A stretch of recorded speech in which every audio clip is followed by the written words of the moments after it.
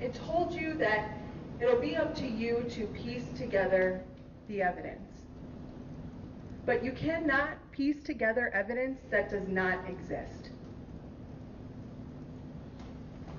The evidence in this case will show you that nobody knows what actually happened on May 17th, 2020.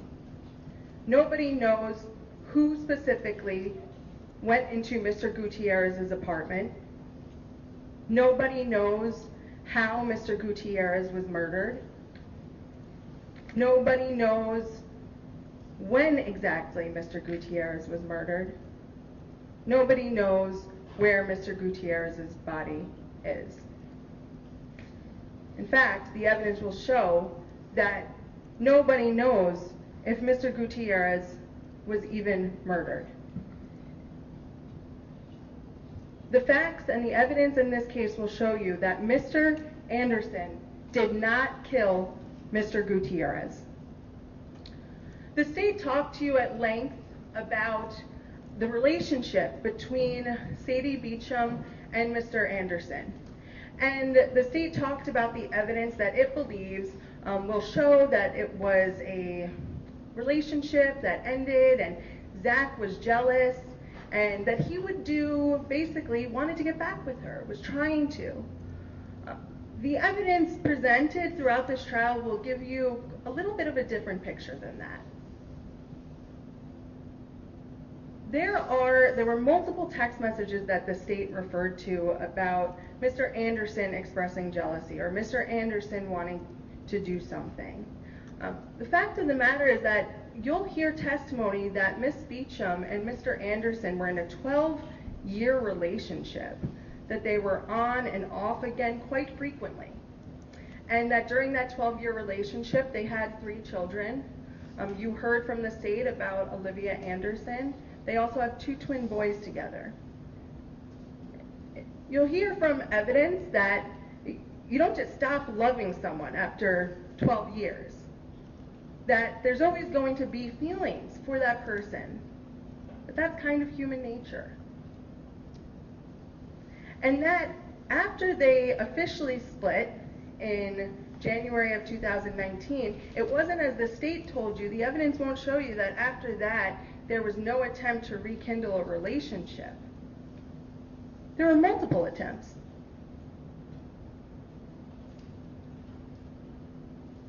And they were attempts not by my client, Mr. Anderson, but by Miss Beecham herself.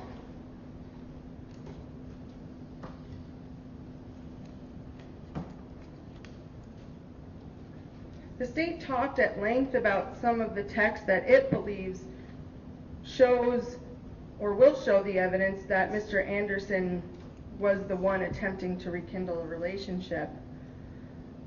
But on March 24th, 2020, Miss Beecham received a text from Zach that said, and you'll hear... Objection to statements from the defendant. I'd have to see the particular instrument to which you refer. Give me the whole thing.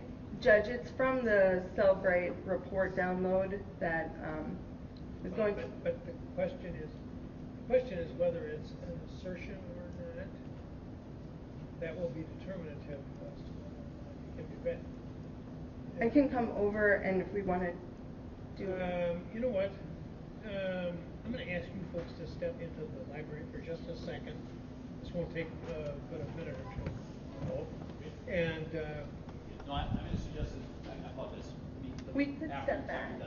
I'm going to suggest that after they are excused up, that counsel and I may be able to work this out. But it may take after they're excused, what? After the jury is excused, we may be able to work this out without having the court come between. But well, either way, they've got to talk about it. Yeah. Unless you guys step out in the hallway. Well, it may take longer than that. So I apologize. Why don't you go in the reading room, please? And is it a mess in there? All right. Well, it's pretty good. Cup fans spare my brewer stuff.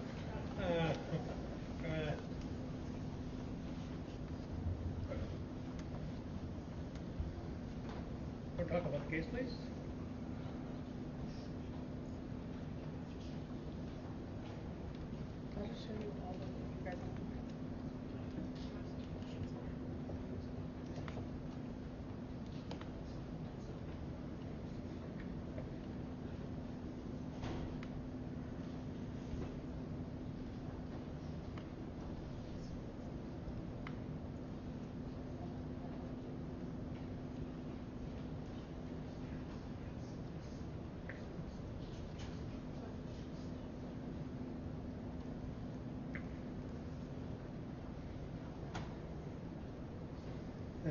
Julian Eden, he's already in a commitment, isn't he?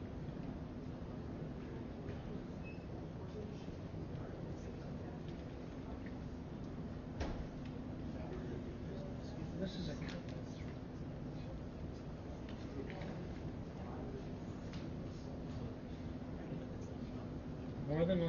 More likely not to become confident. I'm just trying to see if this is a review or an original. I think he's probably an in and out. That's probably what it is. Okay. Okay, so we'll need a hearing. It doesn't sound like it's just an update. So this is not an update. Okay, yeah. We can hear it.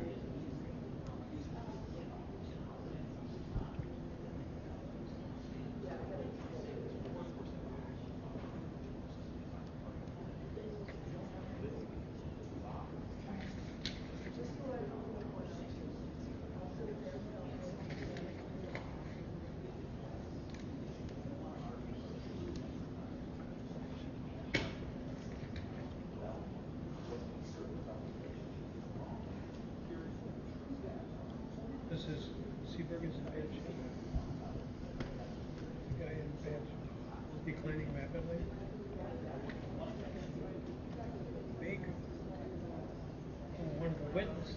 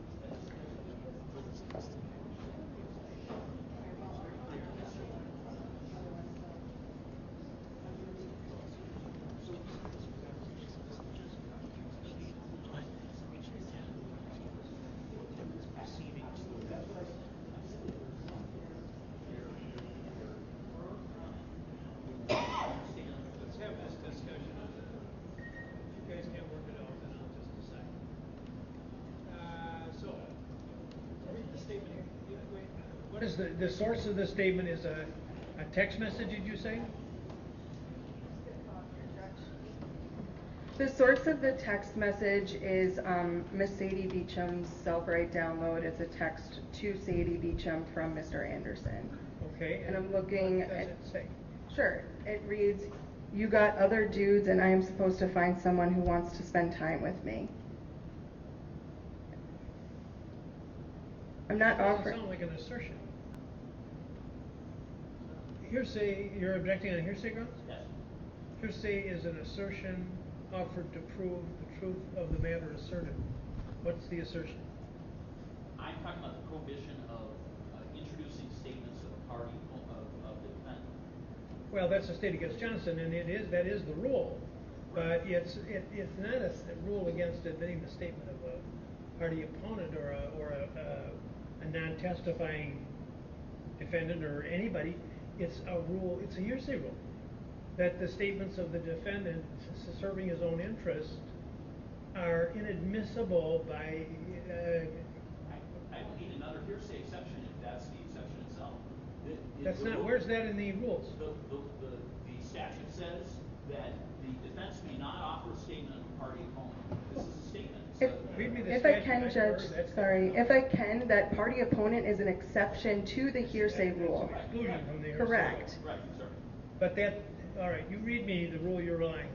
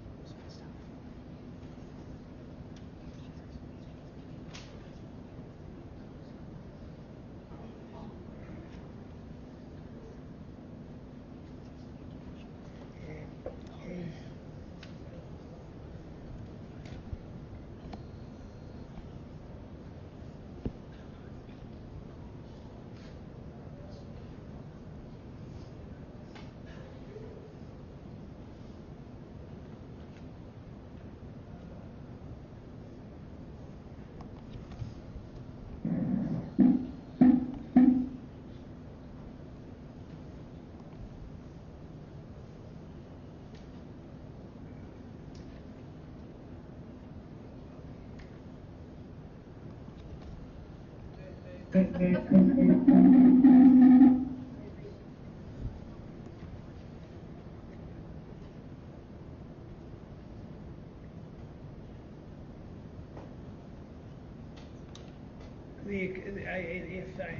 I'm correct about the rule you're relying upon, it's the exclusion from the hearsay rule about statements of a party opponent.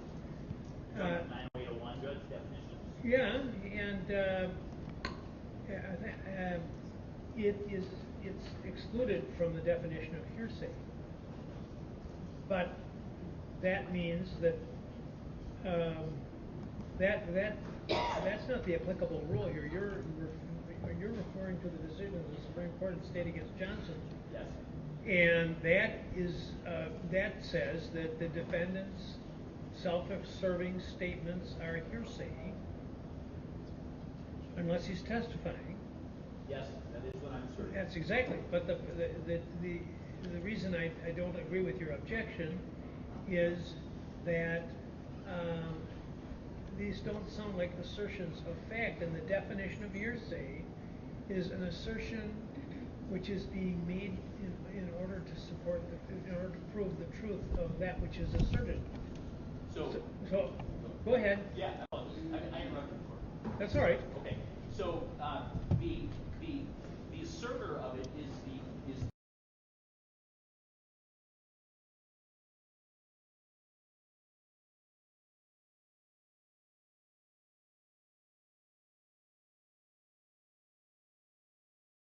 relationship. That the defense was just making the argument that in fact this is a mutual back and forth about whether they are going to get back together. So they are making an assertion, and they are using the statement of a part of their own person without testimony as the basis to do that. So if he were to testify, certainly they could say, and did you say this? I mean, obviously that's unchallenged. Well, actually, that's asking for the hearsay. Did you say this? That's asking him to affirm the hearsay, but it becomes testimonial at that point. But the point is, read the statement again. Sure, Judge.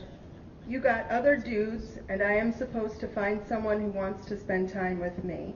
And that sounds, even if it were under the hearsay rule, it sounds like a plan or purpose. And I'm supposed to, what am I supposed to do? As opposed to being an assertion of fact, the other thing that he says is, you've got other dudes. Now, if that's being offered by the defense to prove that she has other male companions, then it would be hearsay. But I don't hear it being offered for that purpose. And apparently, that's conceded by your opening statement. So I don't see it as hearsay. So, unless you have something else. Well, I do think it asserts a fact that is in dispute here. Which is what? Which is what counsel just argued is that this statement is an example that she wishes to read to the jury, that in fact, rather than Sadie Meacham being pursued by an individual she is trying to get to stop pursuing her, that there is an alternative narrative in these statements that disputes Sadie Meacham in that scenario. Well, that doesn't make it hearsay or non-hearsay. The purpose for which it's, well, I don't want to say it that way. I don't agree with you. Okay. All right, ask the jury to come back up, please.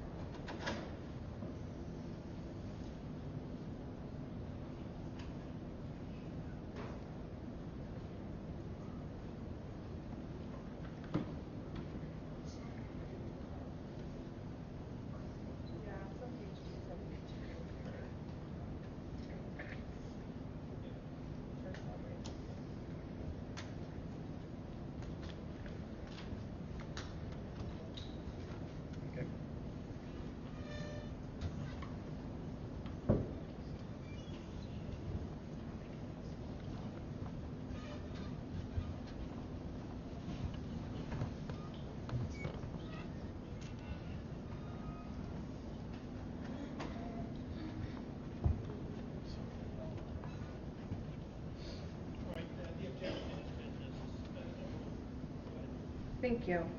So as I was saying, on March 24th, 2020, Ms. Beecham receives a text from Mr. Anderson that says, "You got other dudes, and I am supposed to find someone who wants to spend time with me." The state says that the evidence will show that she's not trying to spark up the relationship again.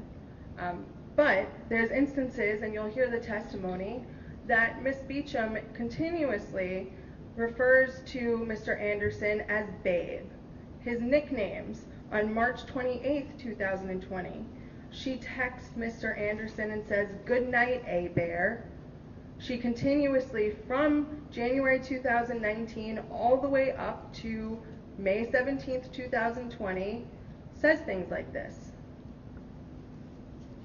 There were also instances where she expressed to Mr. Anderson that she wanted to give it another go with Mr. Anderson. On March 30th, 2020, Ms. Beecham texted Mr. Anderson and said, and you'll hear this when she testifies, "I want to give us a chance, but I feel like I'm just gonna lose the fight." Doesn't sound like someone who is trying to avoid a relationship.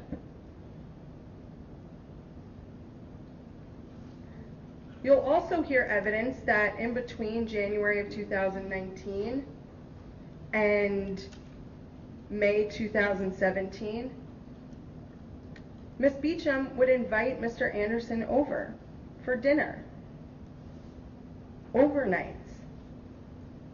You'll hear text evidence throughout the trial that one day she woke up and was surprised that he had left so early in the morning, indicating that he had spent the overnight at her house.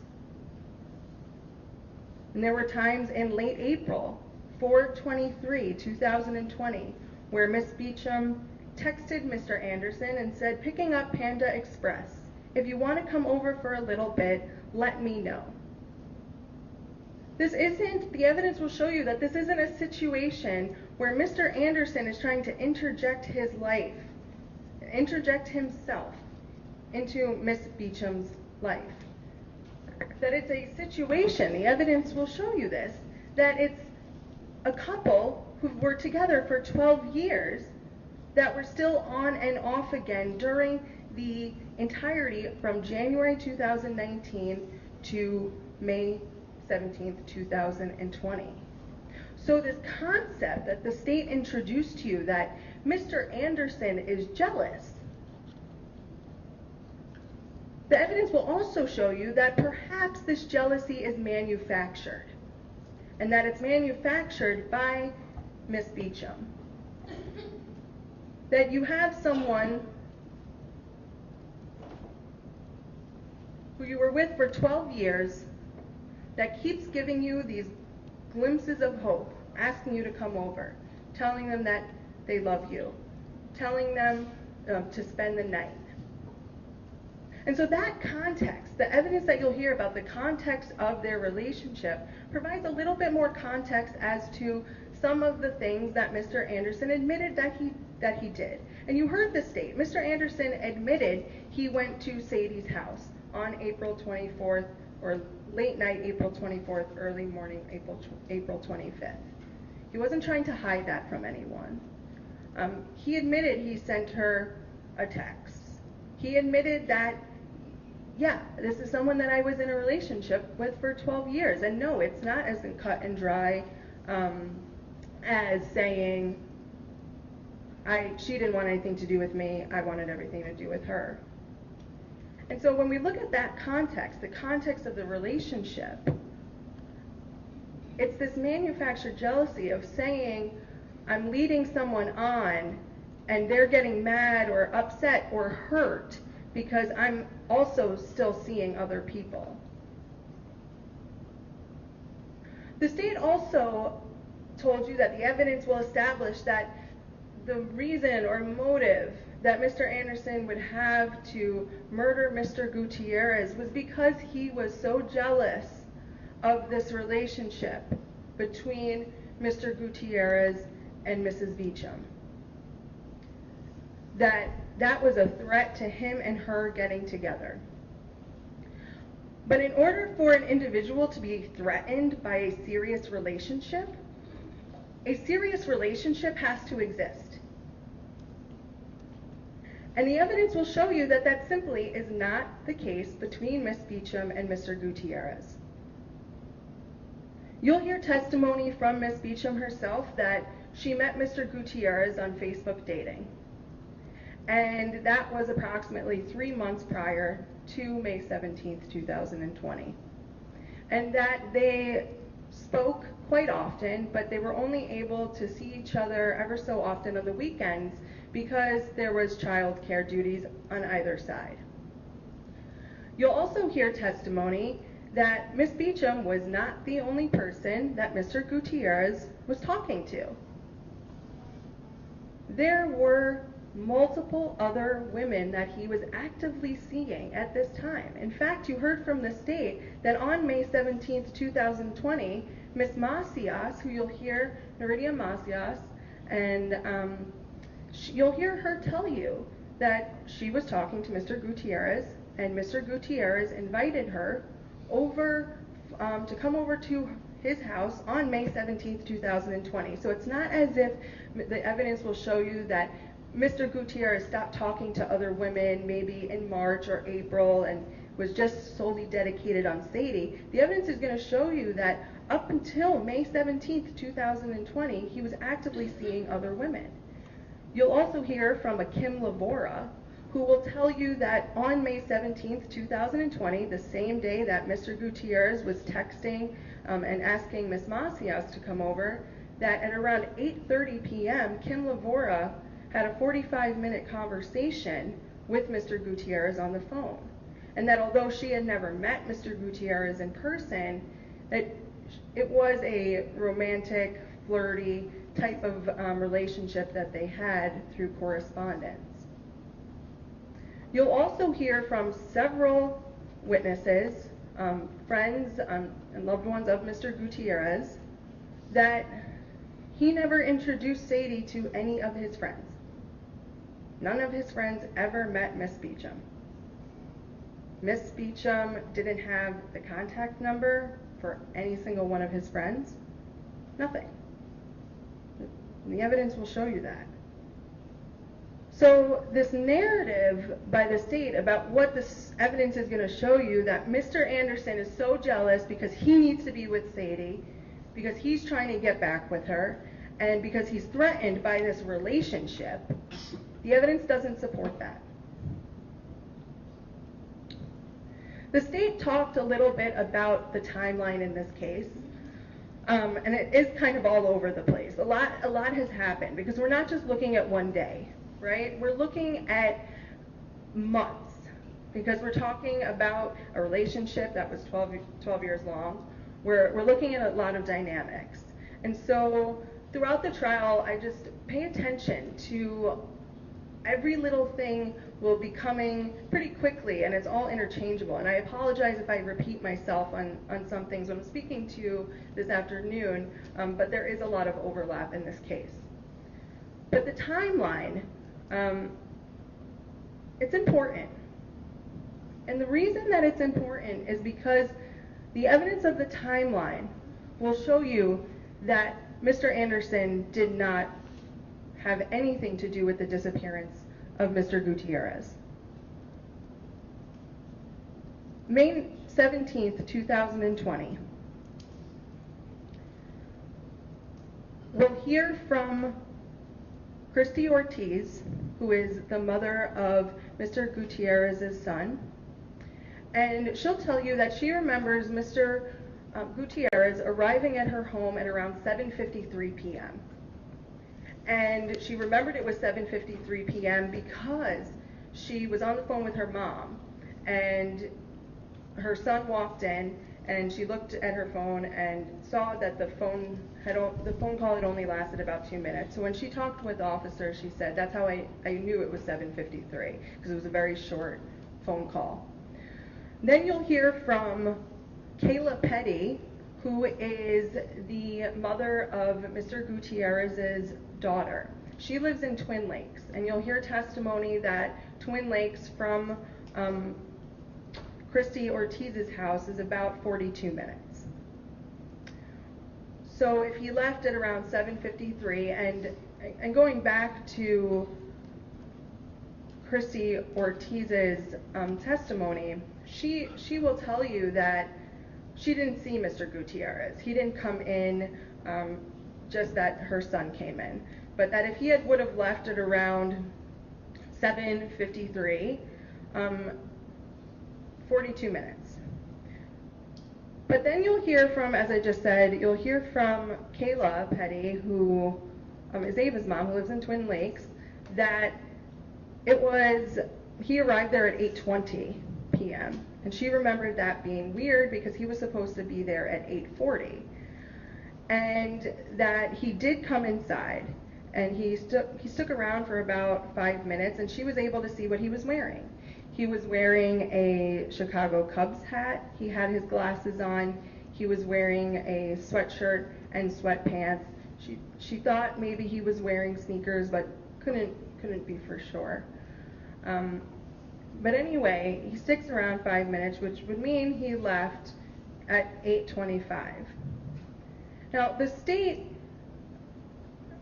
told you earlier that the evidence will show you that he went from Kayla's house in Twin Lakes directly to his apartment at 3709 15th Street in the city of Kenosha. And the issue there is that evidence, the only evidence that establishes that specifically, is Mr. Gutierrez's phone records. And it's critical because law enforcement did not recover. The state talked at length about what they found when they went into Mr. Gutierrez's apartment, and they searched and were at that premise from May 19th to May 27th. That's 8 days. And they never recovered Mr. Rosalio Gutierrez's phone. So on May 27th, 2020, the officers released the scene. Detective Correa, who you'll hear from, called Miss Patterson, Mr. Gutierrez's mother, and said, we've released the scene, you can go. You can go to your son's apartment. And she arrived, and you'll hear from her, she arrived at Mr. Gutierrez's apartment at around 5:30 a.m. the following day. Which means that for approximately 15 hours, and the evidence will establish this, that for 15 hours, that location was unsecured.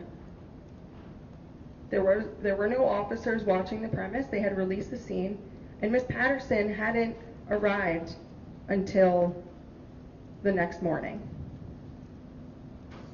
So the evidence will establish, and then it was that next morning on May 28th that Miss Patterson called the detectives and said, I was cleaning and I found my son's cell phone in the freezer along with the contents of his wallet, because as you heard the state tell you that his wallet was on the couch, but the contents of that wallet had not been located. So the problem about, and you'll hear this through evidence, about having the cell phone be a definitive, this means Mr. Gutierrez was in a spot at a certain time, is that we have a large amount of time where that phone is unaccounted for in a place that no one is watching. But even if we go back to what the state believes the evidence will show, which is Mr. Gutierrez arrives at the apartment at around 9:06 p.m. You'll see the crime scene photos. And in those crime scene photos, and photos are really interesting because naturally you're not going to be going to the scene of the crime. There won't be any of that. But what you will have is kind of this time capsule of these photos that were taken on May 19th, 2020, or when the officers arrived. And they tell a story. And it's the littlest of details that really provide context. And so the evidence in this case, you'll see photos. And in these photos, you'll see that in the kitchen there was a cutting board. And there was a bag of limes. And there were cut up limes and 2 Corona bottle caps. You'll also see an empty Corona bottle in the trash. And you'll see a partially full Corona bottle on the entertainment console, both with a lime in it. And with that, we know from talking, law enforcement knows that from talking to Kayla Petty and Christy Ortiz, that when Mr. Gutierrez left his apartment on May 17th, he was going to drive his kids home. So the evidence, a reasonable inference that you'll see is that I doubt Mr. Gutierrez is drinking Coronas before he's getting in the car and driving his kids back home. So that says that he arrived home, he had enough time to cut up some limes, he had enough time to consume a whole beer, and then open up another one. So it wasn't right at 9:06 that some brutal attack occurred. So then if we look at that, he arrives at 9:06, he has some beers, let's say 10 minutes. The evidence will not be able to tell you how quickly Mr. Gutierrez drank his beers, but realistically, giving it 10 minutes, that puts the time frame at 9:17 p.m. And we know that Ms. Macias texted Mr. Gutierrez at 9:37 and said, "I'm here." It was 20 minutes. She had no response. Doesn't matter if she was parked in front of the wrong building, and I'm not sure where that's coming from, the evidence, as when she talked to the police, the evidence will show you that her statement made no mention of her being at the wrong building. But it doesn't matter if she was at the wrong building or not, it was that her text message at 9:37 wasn't responded to. So the timeline doesn't change. It doesn't matter if she's there or not. It's still that 20-minute period.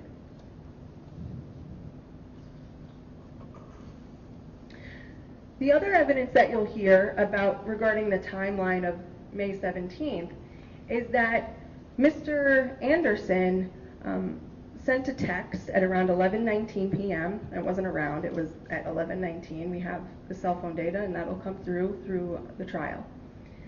And that when he sent that text, his phone registered at his house at 6813 West Highland Avenue in Mequon. And why that's important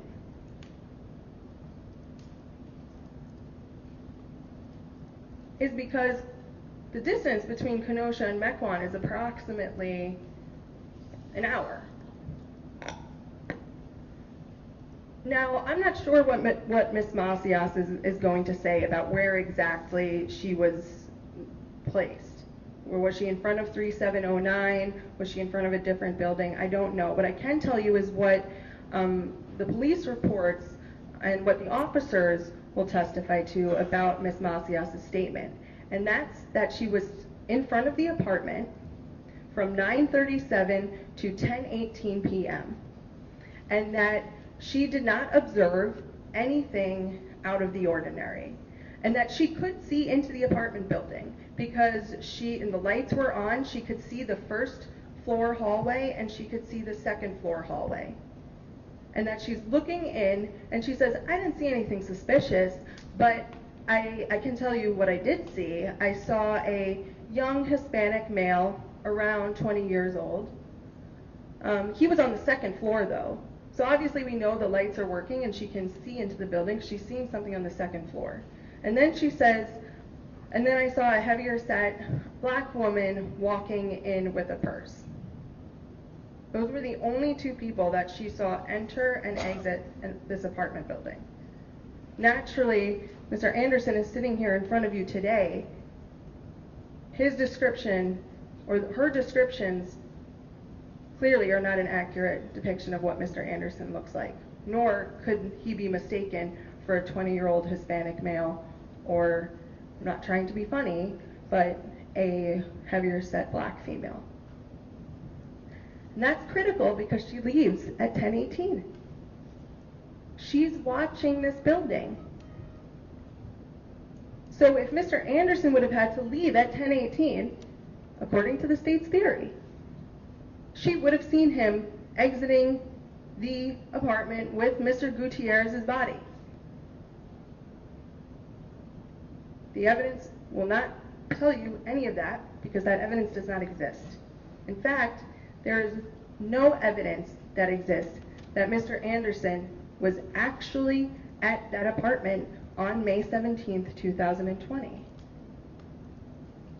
You'll hear from a lot of detectives and a lot of crime lab analysts, but a lengthy testimony from crime lab analysts. And they'll tell you that they processed a lot of evidence in Mr. Gutierrez's apartment. And the state talked to you and said that every square inch basically was covered in blood, that it was nearly impossible to find a single spot that didn't have blood. But you'll hear from witnesses that there's different type of blood stain patterns and that they mean different things. So whether something is an impact stain, whether something is a passive drip or a drop stain, it all means something different. It could mean that, and you'll hear this, but it could mean that impact spatter, for example, is if someone gets hit and it's an immediate cause from that hit. Or a passive drop, it's basically just saying gravity is taking the blood down. So it could be from, if you're bleeding from a wound, if I cut my hand and I'm bleeding, and it drops, it's gravity pulling it down. Or if there's a bag that has blood in it, or any substance really, and it drips, that's what a passive drop or drip is going to look like.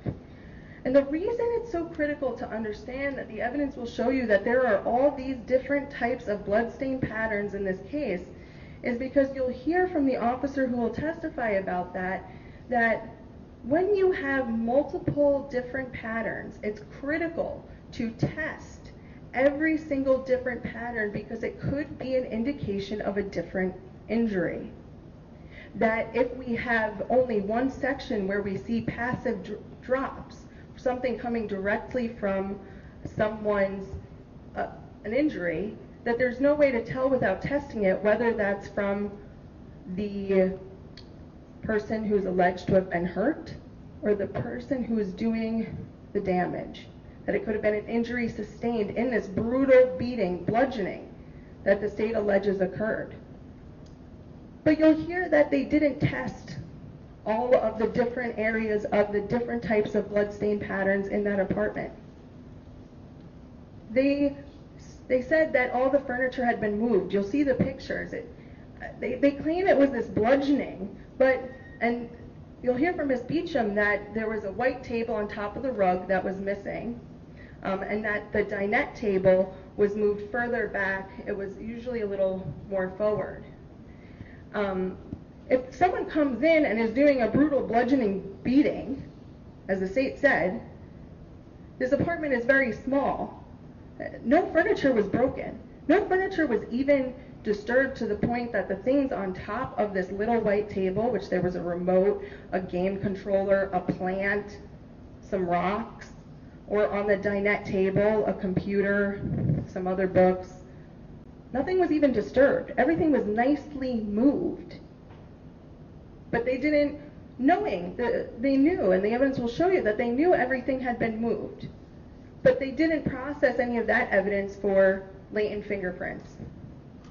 They didn't take any swabs from those and then test the swabs for potential DNA evidence from things that, according to the state's theory, whoever hurt Mr. Gutierrez would have had to have touched. The cell phone in the freezer, back to that. When they got there, they took swabs off the cell phone itself, but they didn't swab the freezer door. They didn't attempt to get any fingerprints off of the credit cards that whoever attacked Mr. Gutierrez would have had to have touched to put in the freezer. And you'll hear the evidence that really, that's because on May 19th, 2020, at approximately 11 a.m., Ms. Beecham gave law enforcement their subject. They never investigated that it could have been anyone else. It was never a possibility. Immediately when Ms. Beecham told them, I think my ex, Zachariah Anderson, had something to do with this, they immediately got a search warrant for Mr. Anderson's home. And it wasn't on the basis of a murder charge. It was on the basis of stalking, from what she was alleging Mr. Anderson had done. So they go to the house when they execute that first warrant. It's not a warrant to look for evidence of a homicide.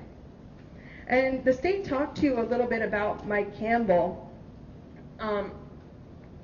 and about how Mr. Anderson called 911 and said there's these two people here who are looking for me, saying I had something to do with their friend's disappearance and I'm scared.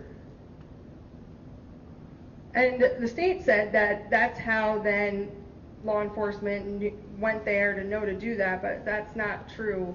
That's not what the evidence will show you. The evidence will show you that it was after Ms. Beecham noted Zachariah Anderson's potential involvement that they got a warrant on their own accord. They were going to be going to Mr. Anderson's house regardless. This 911 call did not tip them off to anything. You'll even hear testimony that there were undercover officers watching Mr. Anderson's home before they arrived with the search warrant. And those undercover officers saw Michael Campbell and thought Michael Campbell, who is a friend of Mr. Gutierrez, thought he was an undercover and just waved him by. And it wasn't until other detectives in the case said that no, that he's not an undercover, and confronted Mr. Campbell about interfering in the investigation.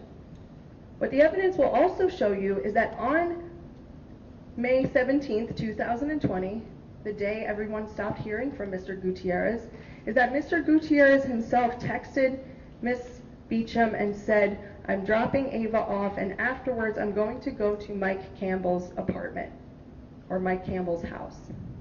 I'll call you when I get home. Mike Campbell, when law enforcement officers arrive at the scene on May 19th, 2020, Mike Campbell arrives. He just happens to know cops are at his friend's apartment. And then before cops can get to Mr. Anderson's home, Mike Campbell goes with his buddy, Brendan Hendrickson. And Mr. Campbell gives very different events about how he even got Mr. Anderson's address. Remember, Miss Beecham had never met any of Rosalio's friends. She didn't have any of their contact information. Mike Campbell never met Sadie. He didn't have her contact information. And Mr. Campbell gives different sequence of events to different officers. The first officer he talks to about how he got Mr. Anderson's address, he tells them that he reached out to Miss Patterson and Miss Patterson gave her that information. How Miss Patterson had Mr. Anderson's address, I don't know. The second time he gives a statement, which is a written statement to law enforcement, he says that he was doing Facebook stalking and he found Sadie and he found Zach, and then he had his girlfriend find Mr. Anderson's address. Two completely different stories. So here we have an individual who's been interjecting themselves into the investigation, who, according to Mr. Gutierrez, could have been one of the last people to see him, and law enforcement never even asked to see his phone. Never investigates if he saw Mr. Gutierrez, where he was the night of the 17th, doesn't address any of these discrepancies. In fact, law enforcement didn't really look into anyone that Mr. Gutierrez had been talking to a month or just a week or even that day about their potential involvement. And there were a lot of people to investigate. You'll see testimony and you'll hear evidence that there were people that claimed Mr. Gutierrez owed them money. One woman even made a comment such as, "It's been 6 months, you don't do this to friends." You'll hear that he was talking to many, many, many women from many, many, many different dating sites, and that law enforcement didn't even attempt to get his profile from these dating sites to see who he was actually talking to. Was he going to be meeting up with someone else? He didn't ask to see the location device for anyone else that could have seen him on May 17, 2020. And that's interesting because the evidence will show you that law enforcement looked into every little detail as it relates to Mr. Anderson, every single one of his family members. Not only did they meet with them and talk to them, they interviewed them multiple times. It wasn't just a one and done. Multiple times over the span of months. Asked to see their cell phones, took their cell phones. These are people that weren't even alleged to have been involved. Took their cell phones, confirmed where they were so that they couldn't have been in Kenosha on May 17, 2020. All of Mr. Anderson's closest friends got that same treatment. All of Mr. Anderson's family members, with the exception of his father, got that same treatment. The law enforcement was so keen on looking into every little thing about Mr. Anderson, right? You heard from the state that they executed several search warrants. That they did a search warrant at the Greenview Tree Farm. You'll hear it also referred to as the Anderson Tree Farm. You hear those two things, they're interchangeable. It's the same place. And that, like the state said, this was an investigation completed by multiple agencies.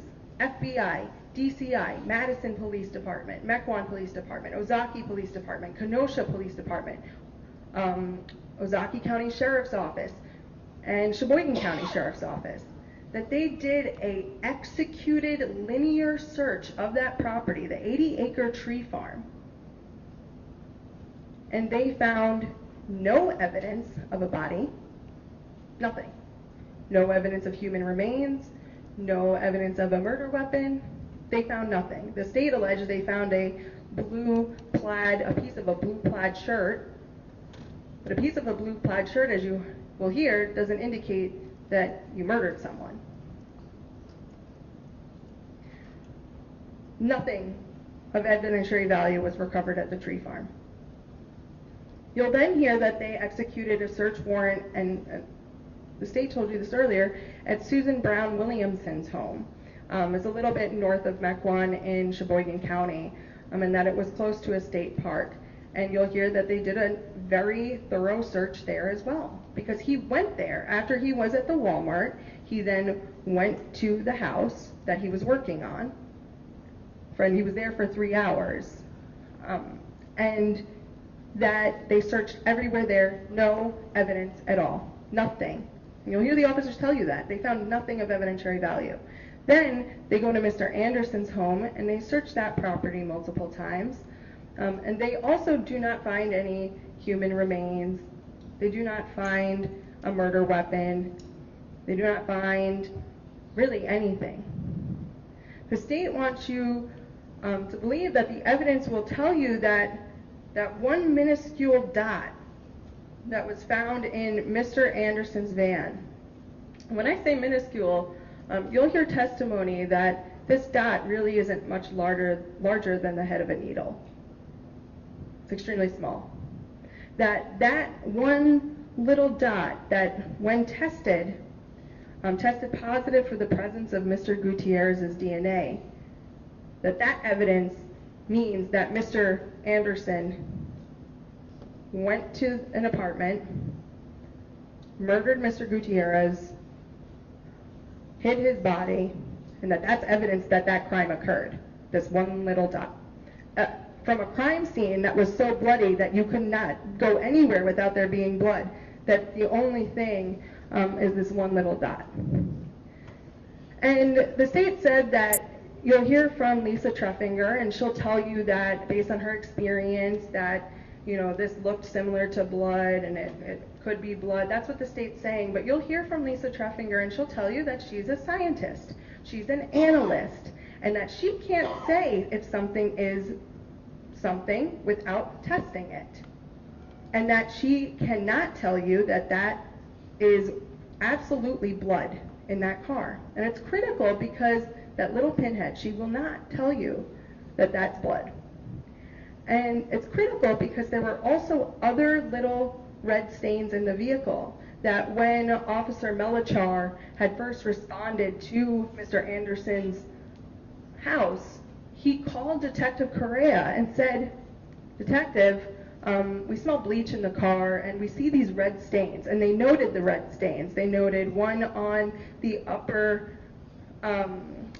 roof, I guess, of the van, and one close to the floor on the driver's side. They didn't mention anything on the passenger side tailgate, inner tailgate area, which is higher up, which is where that minuscule dot was found. And Detective Correa tells him, "Don't touch anything, don't process it, we'll transport it to the crime lab." So when it got to the crime lab, they did an extremely thorough investigation in this van, and you'll see the photos. And you'll see that this van has not been meticulously cleaned. That there is dirt and clutter everywhere in this van. And sure, the carpet's been cut out at some point, but you'll see that this is clearly a work van. And you'll hear testimony that Mr. Anderson is a contractor. And they tested these other dots that looked like this other dot that the state is saying the evidence will show is likely blood. And they tested those. They actually did a physical test to see if there was blood, and everything came back negative. There was no blood. You'll hear Lisa Treffinger tell you that there was no blood in that van. And at the end of this trial, you will hear testimony and evidence that will provide a more logical explanation as to how Mr. Gutierrez's DNA got into Mr. Anderson's vehicle.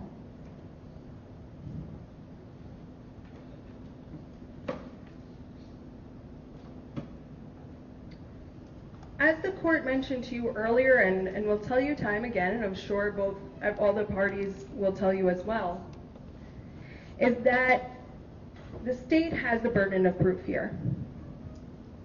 And it is an enormous burden. They have to prove to you beyond a reasonable doubt by, as it said, you can piece the pieces together, but that they have the obligation to present you with those pieces. And that those pieces together have to prove beyond a reasonable doubt that Mr. Anderson committed the crimes as he's charged with. And the evidence will establish that that is a burden that the state cannot meet in this case. There is no body. There is no evidence of a murder weapon. No one saw Mr. Anderson at 3709 15th Street in Kenosha, Wisconsin on May 17th. In fact, no one ever saw him in Kenosha or around there. You'll hear that they had surveillance videos pulled from gas stations that Mr. Anderson would have had to have passed, from schools, from next door neighbors, their Ring video. Mr. Anderson's vehicle not seen. You'll hear that they pulled those same videos from gas stations and places up in the Mequon area that Mr. Anderson would have had to have passed to go down to Kenosha. His vehicle is not seen on any surveillance video. Beyond a reasonable doubt, it's not something that can be met by speculation. And you'll be instructed that you cannot legally speculate. Judge, this is our... You are certainly at that point. So. I'm just getting to my closing wrapping up, Judge. Right. Thank you. And that you can make reasonable inferences, but they still have to be based on facts presented throughout the evidence. So at the end of this case, I will come back in front of you all, and I will talk to you about what evidence did come through.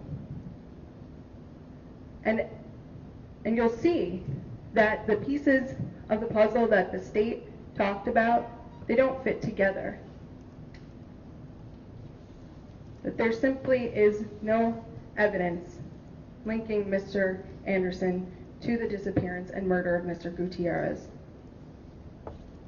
And for those reasons, when I come back and speak to you at the end of this trial, I will ask that you return the only just verdicts in this case and find Mr. Anderson not guilty. Thank you. Thank you. Do you have a short witness? No, not here. We have Okay, short okay. witnesses, but we didn't think about them today. Okay. All right, let's stop for the day then. And as I said, tomorrow we'll stop, what did I say, at 4 o'clock, I think? Other than that, the usual stop time will be about 4:30 or 5. And I don't expect further deviations from that schedule, certainly not this week. Please don't talk about the case. Read, watch, or listen to any account of the trial. Any questions? Okay, thank you. We'll see you tomorrow.